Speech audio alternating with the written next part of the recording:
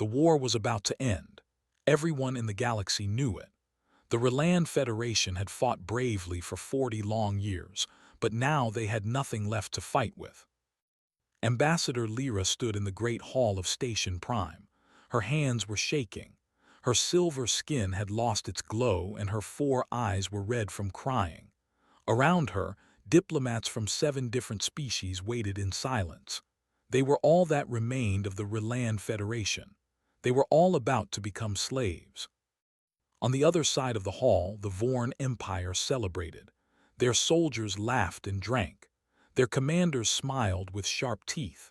High Commander Drell sat on a floating throne, looking down at the defeated Reland like they were insects. "Bring me the treaty," Drell said. His voice echoed through the chamber. "Let us finish this." A young Reland assistant walked forward. He carried a glowing tablet that contained the surrender document. His legs were trembling. Ambassador Lyra took the tablet from him and read the words one more time. The treaty was cruel. The Vorn would take everything. They would harvest 3 Reland worlds for resources. Billions of innocent people would die. The remaining Reland would serve the Empire forever. There would be no freedom. There would be no hope. Lyra looked at her people, old warriors who had lost their sons, young children who would never know peace. Scientists, artists, farmers, and teachers, all of them were looking at her. All of them were waiting for her to sign their lives away. "We had no choice," she whispered to herself. "We tried everything." She picked up the signing tool. Her hand moved toward the tablet. And then every light in the station went red. Warning alarms screamed through the halls. Vorn soldiers jumped to their feet. High Commander Drell stood up from his throne, his eyes wide with confusion. "What is happening?" he demanded. A Vorn officer ran to a control panel. His claws moved fast over the buttons. "Sir, our sensors have detected something. A ship. It came through a wormhole." "A wormhole? There are no wormholes in this sector." "There is now, sir. It appeared from nowhere, and the ship—" The officer stopped. He looked scared. "The ship is massive." Commander Drell walked to the large window that showed the space outside Station Prime. 400 Vorn warships floated there, ready to crush any enemy. But now, something new was appearing in the distance. It was a ship unlike anything they had ever seen. It was huge, almost as big as Station Prime itself. Its hull was dark gray, covered with scars and burn marks from countless battles. Strange weapons lined its sides. Its engines glowed with blue fire. And it was coming straight toward them. "Identify it," Drell ordered. "What species does it belong to?" The officer checked his readings again and again. "Sir, the design does not match any known species. The metal composition is strange, and the energy signature—" He stopped again. "Speak," Drell shouted. "The energy signature matches old records, very old records, records from before the Empire existed." Ambassador Lyra stepped closer to the window. Something strange was happening inside her chest, something she had not felt in years. It felt almost like hope. "What old records?" she asked. Before the officer could answer, a transmission came through every speaker in the station. Every screen showed the same image. A bridge filled with beings that looked almost like Reland but different. They had only 2 eyes. Their skin was various shades of brown and pink. They wore dark uniforms with a symbol on the chest, a blue and green circle. One of them stepped forward. He was old, with gray hair and deep lines on his face, but his eyes were sharp like knives. He looked like someone who had seen 1,000 battles and won them all. "This is Admiral T1 of the Earth vessel Dawnbreaker," he said. His voice was calm and strong. "We have been looking for you for a very long time." Silence filled the station. No one moved, no one breathed. High Commander Drell laughed. It was a loud, ugly laugh. "Earth, humans," he laughed again. "This is a joke. Humans are a myth, a story for children. They destroyed themselves centuries ago." Admiral T1 did not smile. He did not laugh. He simply looked at Drell with those cold, hard eyes. "We are no myth," he said. "We are very real, and we have traveled very far to find other life in this universe." "Then you have come to die," Drell said. "Look around you, human. I have 400 warships. You have one broken ship that looks like it lost a fight with an asteroid. Leave now and I might let you live." On the screen, a young woman appeared beside Admiral T1. She had black hair tied back in a tight knot and eyes that burned with fire. Her uniform showed she was an officer. "Admiral," she said, "the Vorn fleet is powering weapons." "I can see that, Lieutenant Yuna," T1 said calmly. "Let them." Ambassador Lyra found her voice. She stepped toward the screen, pushing past Vorn soldiers who were too confused to stop her. "You are humans?" she asked. "The ancient species from the stories, the ones who built cities that touched the sky, the ones who sang songs to the stars." Admiral T1 looked at her. His expression softened just a little. "We are what remains of them," he said. "We have been wandering through the darkness for 300 years. We have fought monsters you cannot imagine. We have lost so much." He paused. "But we never stopped hoping that we would find others, that we would find friends." "Friends?" Drell spat the word like it was poison. "You come here speaking of friendship. In the middle of my victory, you interrupt history itself." "Your victory?" T1 turned his eyes back to Drell. "I see no victory here. I see a bully with a big army trying to crush people who cannot fight back. I see cruelty. I see cowardice." Drell's face turned dark with rage. "You dare speak to me this way? I am High Commander of the Vorn Empire. I have conquered 100 worlds." "I do not care." Those 4 words hung in the air like thunder. Simple words, quiet words, but they carried the weight of something powerful, something unbreakable. Admiral T1 straightened his back. Behind him his crew stood ready. They did not look scared. They looked determined. "The Reland Federation will not surrender today," T1 said. "Not while we are here. Not while there is still one human left breathing." Drell pointed at the window at his massive fleet. "You cannot stop 400 ships. You are insane." T1 smiled. It was a small smile, but it was real. "Maybe we are insane," he said. "We survived the death of our world. We survived the cold void of space. We survived things that would break your mind, and we did it all alone." His smile faded. "But the Relan will not face their darkness alone. Not anymore." He turned to his crew. "All hands to battle stations." Lieutenant Yuna's voice rang out across the ship.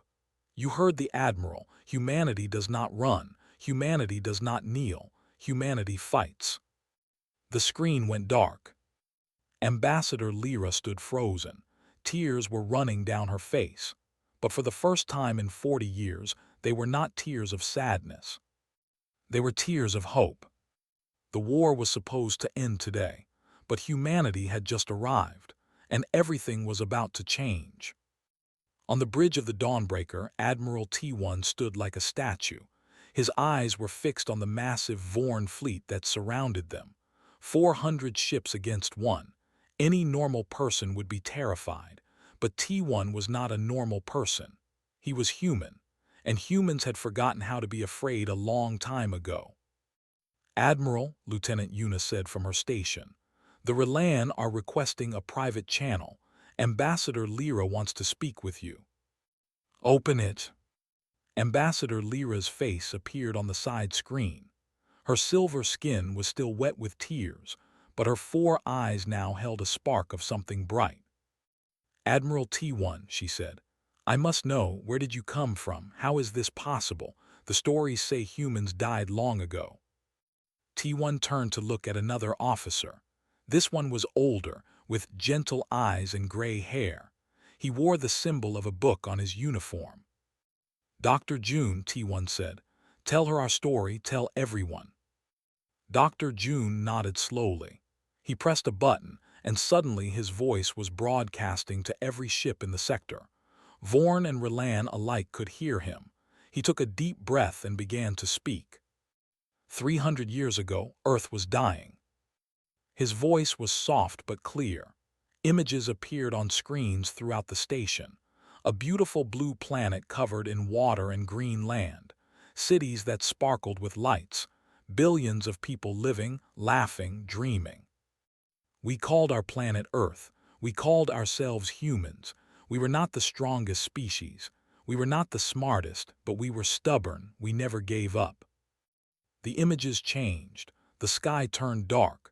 A massive object appeared in space heading toward Earth. It was not a meteor. It was not a weapon. It was something stranger. A tear in space itself. A cosmic wound that was swallowing everything in its path. We did not know what it was. Our scientists called it the Rift. It came from beyond our galaxy and it was going to consume our entire solar system. We had no way to stop it. We had only one choice. We had to run. New images showed massive ships being built. Thousands of workers rushed to complete them. Families said goodbye to each other. Children cried as they were separated from their grandparents. We built 12 generation ships. Each one carried millions of our people. We loaded them with our history, our art, our music, our dreams, everything that made us human, and then we sent them into the void. Dr. June's voice grew heavy with sadness. 11 ships were lost. Some were destroyed by the rift. Some vanished into unknown space. Some were attacked by hostile species we had never seen before. Only one ship survived. He gestured around him. This ship, the Dawnbreaker. On Station Prime, Ambassador Lyra listened with her hand over her mouth. Even some of the Vorn soldiers had stopped moving. They were all caught in the story. For 300 years we wandered, Dr. June continued. We had no home, we had no friends. We met many species, but none of them wanted peace. They saw us as weak. They attacked us. They tried to enslave us. They tried to eat us. The images now showed battles. Terrible, bloody battles. Human soldiers fighting creatures with claws and tentacles and poison. Explosions in space. Bodies floating in the void. But we did not break.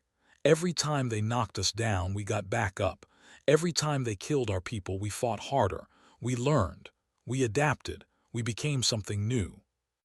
A young woman with short black hair stepped forward on the bridge. This was Navigator Mina. She was only 25 years old, but her eyes held the weight of generations.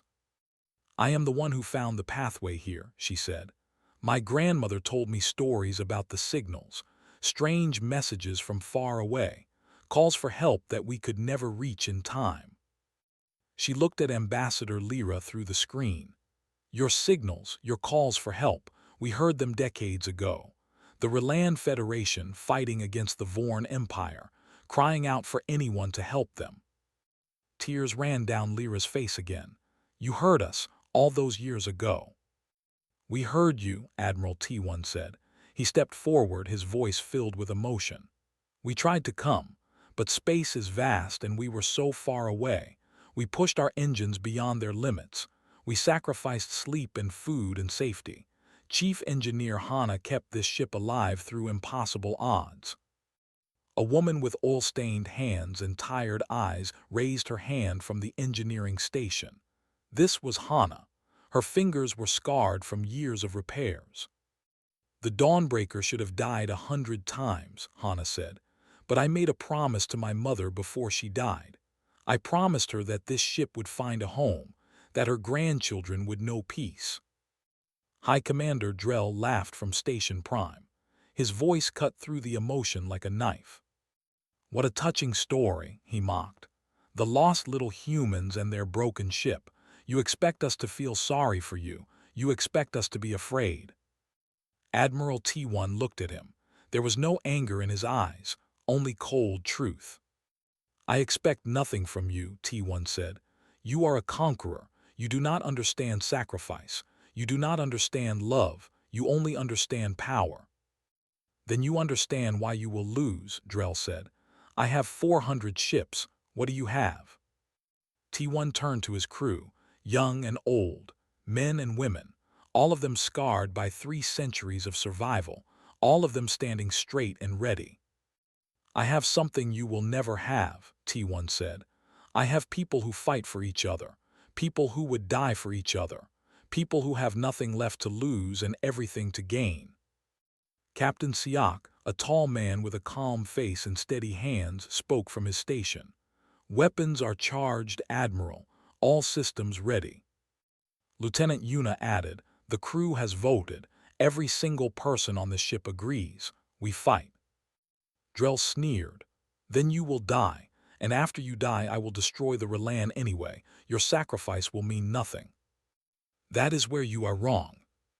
Everyone turned to look at Dr. June. The old historian stepped forward, his voice rising with power. 300 years ago we were alone. No one came to help us. No one answered our calls. We watched our planet die and we faced the darkness by ourselves. That loneliness almost destroyed us." He pointed at the Relan ships, at Ambassador Lyra, at all the frightened people watching. "But today we have a choice. We can let these people face their darkness alone, just like we did, or we can stand with them.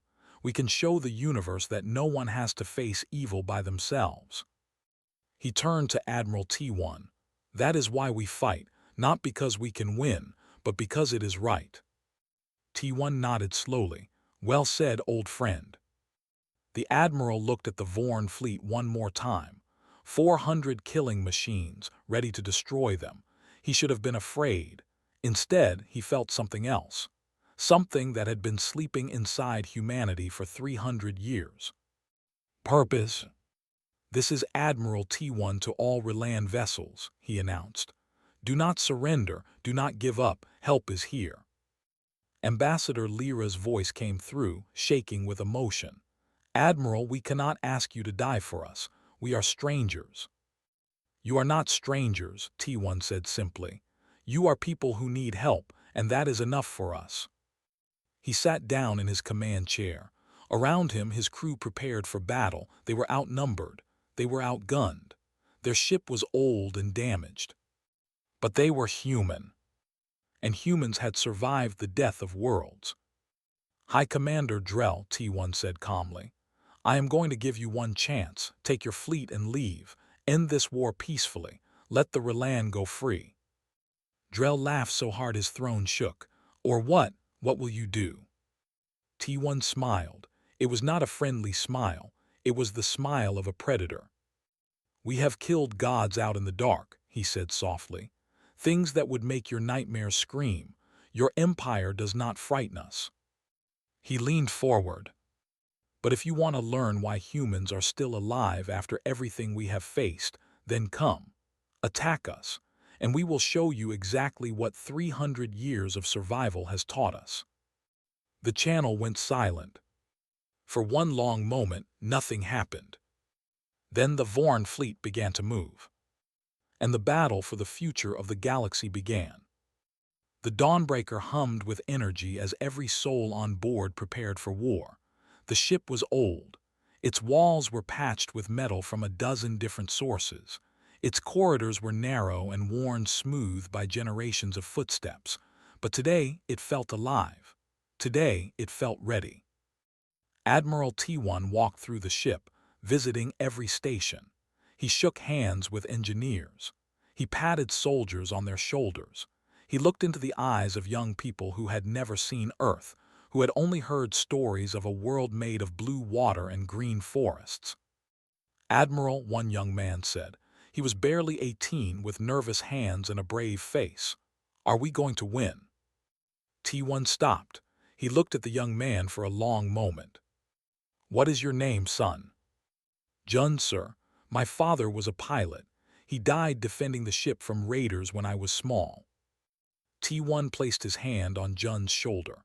"Your father was a hero, and today you will make him proud. Will we win? I do not know, but I know that we will fight, and that is enough." Jun straightened his back. "Yes, sir." T1 continued his walk. Behind him, whispers spread through the crew.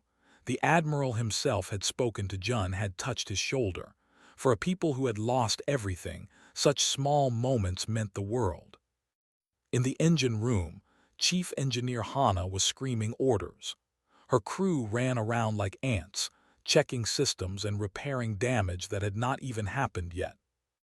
"The power core is running hot," she shouted. "Cool it down. Redirect energy from the water recyclers. We can survive without showers. We cannot survive without engines." An older engineer, a man named Jayu, wiped sweat from his forehead. "Chief, the hull in Section 7 is paper thin. One good hit and we lose atmosphere." Hana did not slow down. "Then we do not let them hit Section 7. Simple." "Chief, nothing about this is simple." Hana stopped. She turned to face her crew, 15 men and women, some old, some young, all of them exhausted, all of them scared. "Listen to me," she said. Her voice was hard but warm. "I know this ship better than anyone. I know every crack in its walls, every weakness in its bones, and I know what it is capable of." She pointed upward. 300 years ago, our ancestors built this ship with their bare hands. They put their hopes and dreams into every wire and every bolt. They believed that one day we would find a home. She looked at each of them. "Today we might die, but if we die proving them right. We die showing the universe that humanity does not give up, ever." Jayu slowly nodded. "Then let us give them a fight they will never forget." Hana smiled. "That is what I wanted to hear. Now get back to work." On the bridge, Lieutenant Yuna was going over battle plans with Captain Siak. A holographic display showed the position of every Vorn ship. 400 red dots surrounded one small blue dot. It looked impossible. "They will attack in waves," Yuna said. "Standard Vorn tactics. Overwhelming force from all directions. They want to crush us quickly." Siak studied the display. "Then we do not fight standard, we fight human." "What does that mean?" Siak smiled. It was a dangerous smile. "It means we do everything they do not expect. Vorn fight with logic, with calculation. They have rules they never break." He pressed a button. The display changed, showing a single path through the enemy fleet. "Humans do not have rules. We have desperation. We have creativity. We have 300 years of fighting things worse than the Vorn." Yuna looked at the path. It went straight through the center of the enemy formation. No sane commander would try it. "This is suicide," she said. "No," Siak replied. "This is surprise." Admiral T1 arrived on the bridge. He looked at the display and nodded slowly. "Captain Siak, explain." Siak pointed at the path. "If we attack from outside, they surround us and crush us with numbers. But if we charge straight into their center, we break their formation. They have to turn their ships around. They get confused. They start hitting each other. And we become a knife in their heart. We cut deep and fast. We target their command ships. We kill their leaders." T1 was silent for a moment. Then he smiled. "It is insane. I love it." Lieutenant Yuna shook her head. "Admiral, with respect, we will take massive damage." "We will," T1 agreed. "But we will also do massive damage. And more importantly, we will give the Relan hope. When they see us charging into the fire, they will know that someone fights for them." He sat down in his chair. "All hands, this is the Admiral. In a few minutes we will enter battle against impossible odds. I will not lie to you. Many of us will die today." His voice carried through every room on the ship, in the engine room, in the medical bay, in the small quarters where families huddled together. "But I want you to remember something. Remember Earth. Remember the blue oceans and the green forests. Remember the billions of people who sacrificed everything so that we could live." His voice grew stronger. "We are their legacy. We are the last children of a dying world. And today we prove that their sacrifice meant something. Today we stand for people who cannot stand for themselves. Today we show the universe what humanity truly is." Across the ship, people stopped what they were doing. They listened. They felt tears in their eyes. The Relan need heroes. They need someone to believe in. And if the universe wants heroes, then by all the stars in the sky, humanity will give them heroes. He stood up. Battle stations, all weapons hot. Navigator Mina plot the course, right through the center. Mina's fingers danced across her controls. Course plotted, Admiral. It is a rough ride. I would not have it any other way. Down in the cargo bay, Sergeant Major D was preparing his soldiers. These were the ground troops, the ones who would board enemy ships if they got close enough. D was covered in scars. His left eye was made of metal, replaced after a battle with alien raiders years ago. "Listen up," he growled. "Today we fight on enemy ships. We kill Vorn commanders, we take their weapons, we make them bleed." His soldiers stood at attention. 50 men and women in heavy armor, carrying weapons made from scraps and alien technology. The Vorn think they are warriors. They think they are strong, but they have never faced humans in close combat. They do not know what it means to fight someone who has nothing to lose. He raised his weapon, a massive gun that glowed with energy. Show them what we are made of." The soldiers roared in response. Back on the bridge, Ensign Bora sat at the communications station. She was young, only 22. Her hands were shaking slightly. "Ensign," Admiral T1 said gently, "are you ready?" Bora took a deep breath. "Sir, I am scared." "Good, being scared means you are smart. Only fools feel no fear." "But what if I fail? What if I cannot do my job?" T1 knelt beside her station. For a moment, he was not an admiral. He was just an old man talking to a young woman. "Your job is to keep our communications working, to let us talk to each other, to broadcast our message to the galaxy." He smiled softly. "And you know what? You will do that perfectly because you are human, and humans always find a way." Bora wiped her eyes. She straightened in her chair. "Yes, sir, I will not let you down." "I know you will not." The ship shuddered slightly. The engines roared to life. On the display, the Dawnbreaker began to move toward the Vorn fleet. Lieutenant Yuna announced, "Enemy fleet is 2 minutes away. They are charging weapons." Captain Siak replied, "Our weapons are ready. The hammer is at full power." Admiral T1 looked at the stars ahead. Somewhere out there, millions of Relan people were waiting, hopping, praying. He would not let them down. "All hands," he said. "This is it, for Earth, for the Dawnbreaker, for every person who never gave up." He raised his hand. "Forward." The Dawnbreaker shot through space like a bullet, heading straight into the heart of darkness. 400 ships waited for them. Death waited for them. But so did glory. And humanity had never run from either. The first Vorn missiles hit the Dawnbreaker like fists of fire. The ship shook violently. Lights flickered. Somewhere in the lower decks, people screamed. But the ship kept moving forward. "Damage report," Admiral T1 ordered calmly. Lieutenant Yuna checked her screens.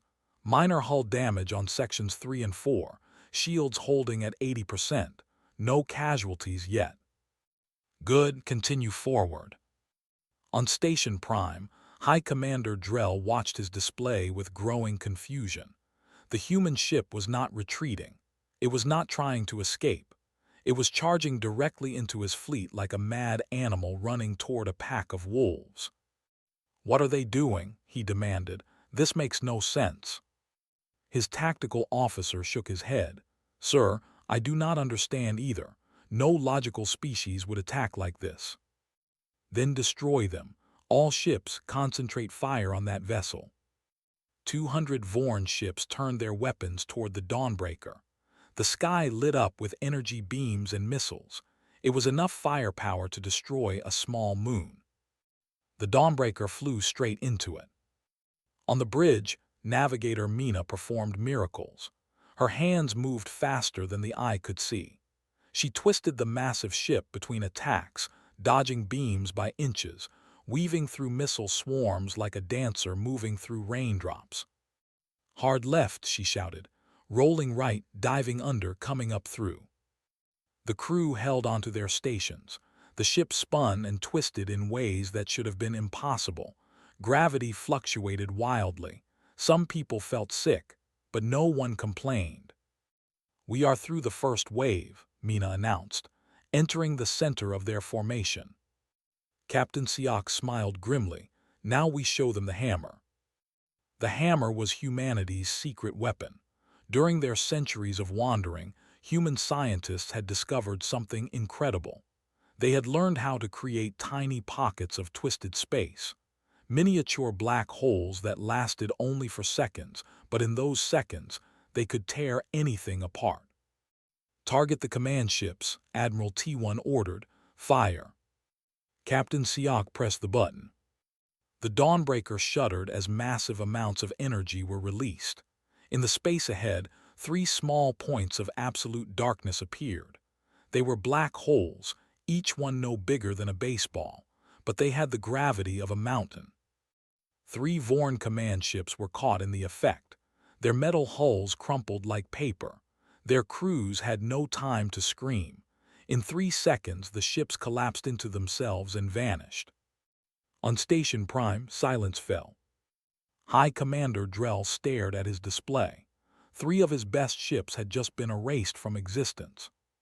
What was that?" he whispered. No one answered him. No one could. On the Dawnbreaker, the crew cheered, but Admiral T1 raised his hand for silence. "We have only 6 hammer shots remaining," he said. "Make them count. Now all weapons fire at will." The Dawnbreaker came alive. Plasma cannons roared. Kinetic accelerators launched metal slugs at incredible speeds. Missile tubes opened and filled the space with explosions. The Vorn had never seen anything like it. Their tactics were based on logic: attack, defend, retreat, regroup. Simple patterns that worked against every species they had ever fought. Humans did not follow patterns. Lieutenant Yuna shouted orders without stopping. "Target that destroyer. Ignore the cruiser, hit the carrier behind it. Fire torpedoes at their fuel lines. Now reverse and hit them again." The Dawnbreaker danced through the Vorn fleet, dealing death in every direction. It did not move like a warship. It moved like a living thing, an angry beast that refused to die. 30 enemy ships destroyed, someone reported. 40, 50. But the damage was adding up. The Dawnbreaker's shields were failing. Hull breaches opened across the ship. Fires broke out in the lower decks. Medical teams ran through smoke-filled corridors, carrying wounded crew members. In the engine room, Chief Engineer Hana was covered in burns. A power conduit had exploded next to her, but she had kept working. "Give me more power," she screamed into her communicator. "Shut down the recreation rooms. Shut down the kitchens. Give me everything." Her crew obeyed. Lights dimmed throughout the ship. Non-essential systems went offline. Every bit of energy flowed into weapons and engines. "Admiral," Hana's voice came through to the bridge, "I can give you 1 more hour of full combat. After that, the engines will melt." T1 nodded. "1 hour is enough, thank you, Hana." "Do not thank me yet, just win." In the cargo bay, Sergeant Major D's soldiers were moving. The Dawnbreaker had gotten close enough to several disabled Vorn ships. Now it was time for boarding action. "Shuttles away," D ordered. 3 small craft launched from the Dawnbreaker's belly. They crossed the space between ships in seconds and crashed into the Vorn hulls. D and his soldiers poured out, weapons blazing. The Vorn were taller than humans. They had thick skin and sharp claws. In a fair fight, 1 Vorn was worth 3 humans. This was not a fair fight. Humans had learned to fight dirty. They used grenades that released blinding light. They shot at legs and joints.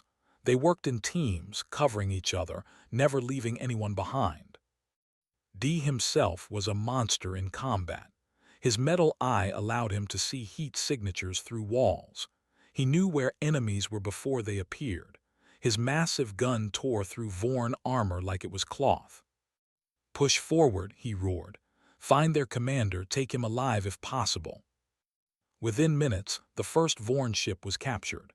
Its commander, a young officer with fear in his eyes, was dragged before D. "Tell your high commander," D growled. "The humans are coming." He threw the officer into an escape pod and launched him towards Station Prime.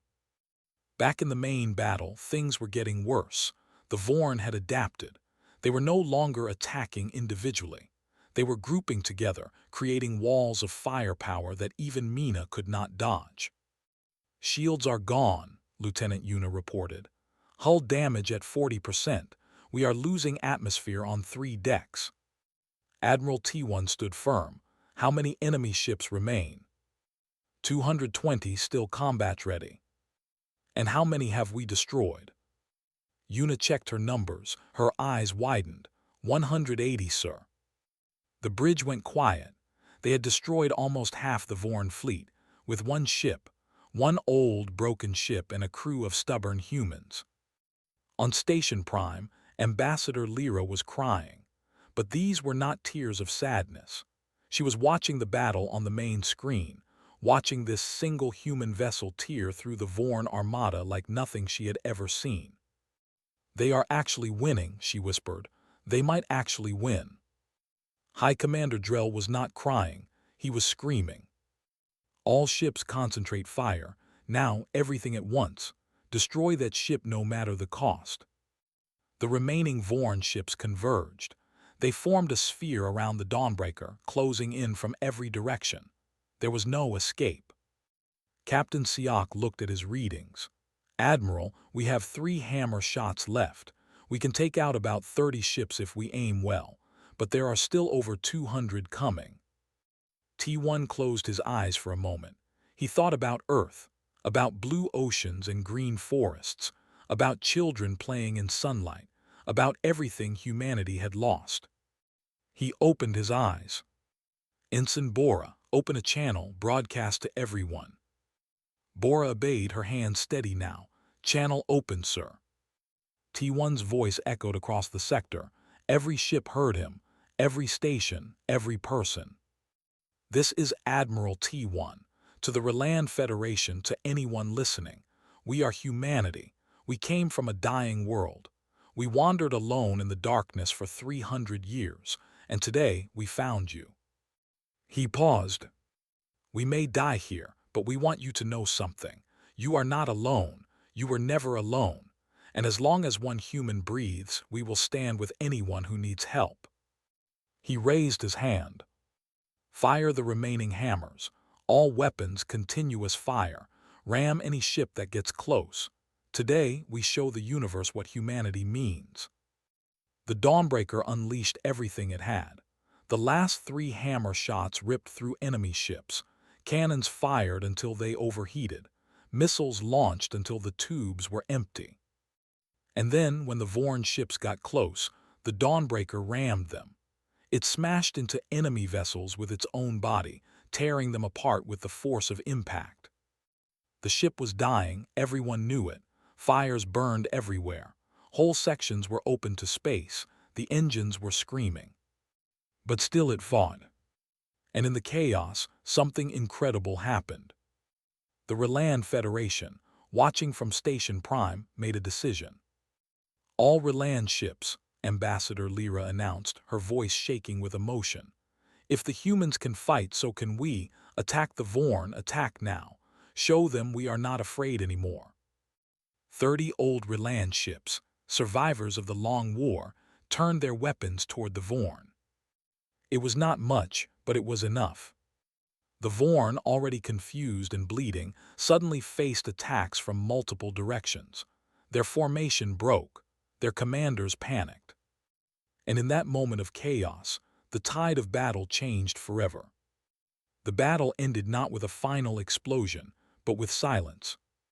The Vorn fleet was broken. Of 400 warships, only 60 remained capable of movement. And those 60 were running away, their engines burning hot as they fled into deep space. High Commander Drell was found in an escape pod, drifting among the wreckage of his command ship. When Sergeant Major D's soldiers pulled him out, The once proud commander was shaking like a leaf. His eyes were empty. His mind could not understand what had happened. "One ship," he kept whispering. "How did one ship do this?" The Dawnbreaker floated in the center of the battlefield, surrounded by the remains of victory. The ship looked dead. Its hull was torn open in 100 places. Its engines had stopped. Fires still burned in some sections, though most had run out of air to feed them. But inside, people were still alive. Admiral T1 lay on the floor of the bridge. A piece of metal had struck his leg during the final attack, and blood pooled beneath him. Dr. June was pressing bandages against the wound, while Lieutenant Yuna shouted for medical teams. "Admiral, stay with us," Yuna said. Her face was covered with smoke and tears. "We won, do you understand? We won." T1 smiled weakly. "I heard good, very good." Captain Siak was slumped over his console. He had been knocked unconscious when the weapons systems overloaded, but he was breathing. Navigator Mina had burns on her arms from an electrical fire, but she was already trying to restart the navigation system. Ensign Bora was the only one uninjured on the bridge. She had hidden under her console during the worst of the attack, just as the Admiral had ordered. Now she was crying and laughing at the same time, overwhelmed by the fact that she was still alive.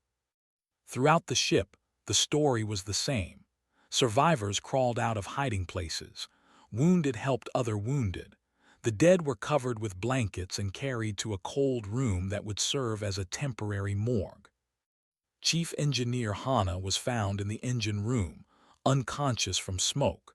3 of her crew members had died protecting the power core. She woke up in the medical bay and immediately tried to get back to work before a doctor pushed her back down. "The ship needs me," she protested. "The ship needs you alive," the doctor replied. "Rest now, you have done enough." Sergeant Major D returned to the Dawnbreaker with his soldiers. They had captured 4 Vorn ships and taken dozens of prisoners. But they had also lost people. 10 human soldiers would never come home. D stood in the cargo bay, looking at the covered bodies of his fallen comrades. His metal eye could not cry, but his real eye shed tears. "You fought well," he said quietly. "Rest now, we will take it from here." On Station Prime, Ambassador Lyra requested permission to board the Dawnbreaker. When her shuttle landed in the damaged cargo bay, she stepped out and fell to her knees. The sight of the ship's interior broke her heart. Burn marks everywhere, blood stains on the floor, exhausted humans sitting against walls, too tired to move. This ship had given everything it had. She found Admiral T1 in the medical bay. His leg was wrapped in bandages, and he was propped up against pillows. When he saw her, he tried to stand, but she rushed forward and gently pushed him back down. "Please," she said, her voice thick with emotion. "Do not move, you have done enough." T1 relaxed. "Ambassador, I am glad to see you safe." Lyra knelt beside his bed. Her 4 eyes were filled with tears. "Admiral, I do not know how to thank you. You saved my people. You saved billions of lives, and you did it for strangers." T1 reached out and took her hand. His grip was weak but warm. "We are not strangers anymore," he said simply. "We are friends." Lyra's tears fell onto his blanket. "Why? Why did you do it? Why did you risk everything for us?" For a long moment T1 was quiet. Then he spoke, his voice soft and filled with old pain. 300 years ago our world was dying. We called for help. We sent signals into space begging anyone to save us. No one came. No one answered. We faced the end alone. He looked at her. "I made a promise to myself that day. If humanity survived, if we ever found other life in the universe, we would never let anyone feel that loneliness.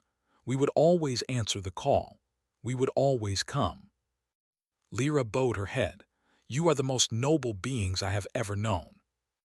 "No," T1 said. "We are just people. People who learned that kindness matters. That helping others is not weakness. That the universe is too cold and too dark to face alone." In the days that followed, the galaxy changed forever. The Vorn Empire collapsed. Without their fleet, without their commanders, the empire fell apart. Slave worlds rebelled. Colonies declared independence.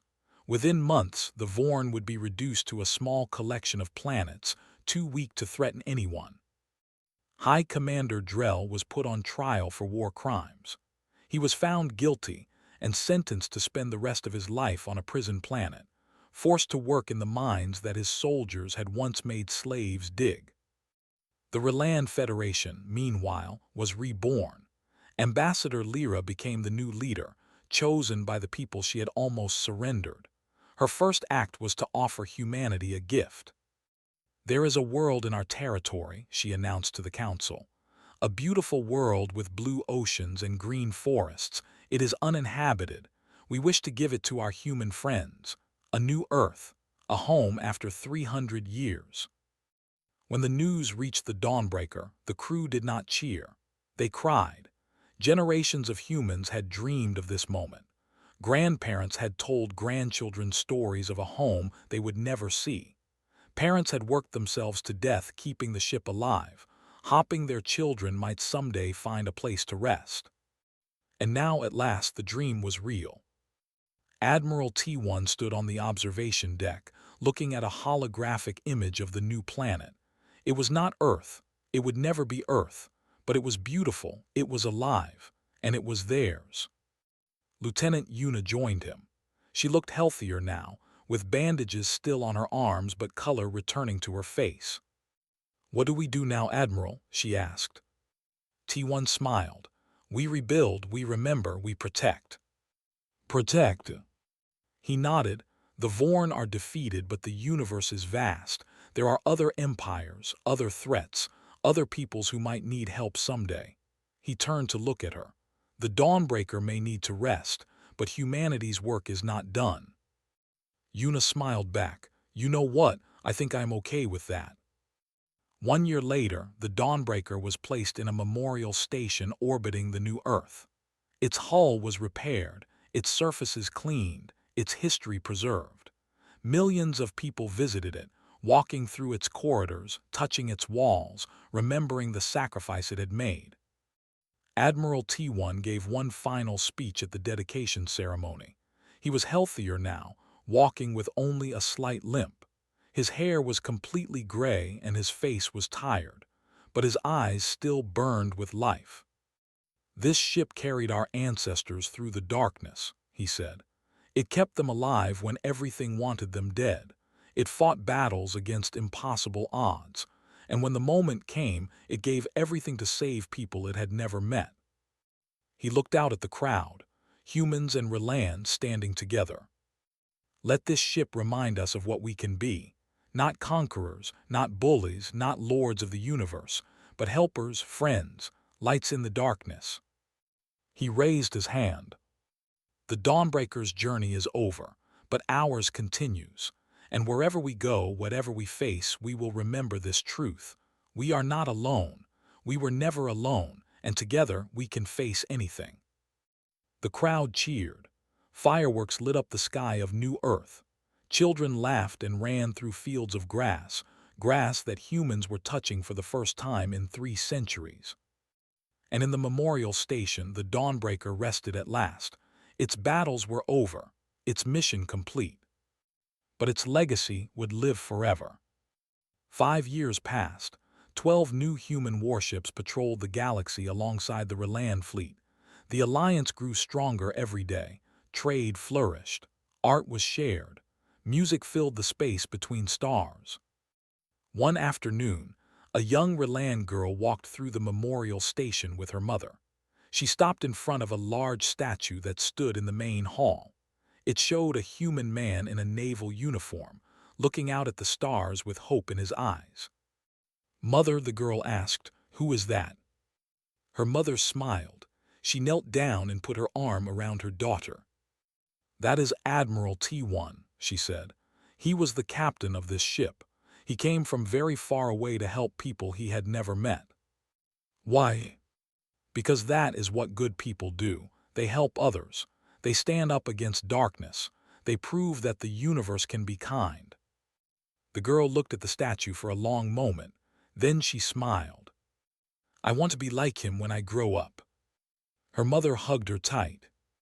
Then you will, and one day you will help someone else, and they will help someone else, and the kindness will never stop. Above them, the Dawnbreaker waited in silence. Its corridors were empty now. Its engines were cold. But if you listened very carefully, you could almost hear voices, laughter, songs, the sounds of people who had never given up. The ship had found its home at last. And humanity, after 300 years of darkness, had finally found its purpose. To be the light. Forever,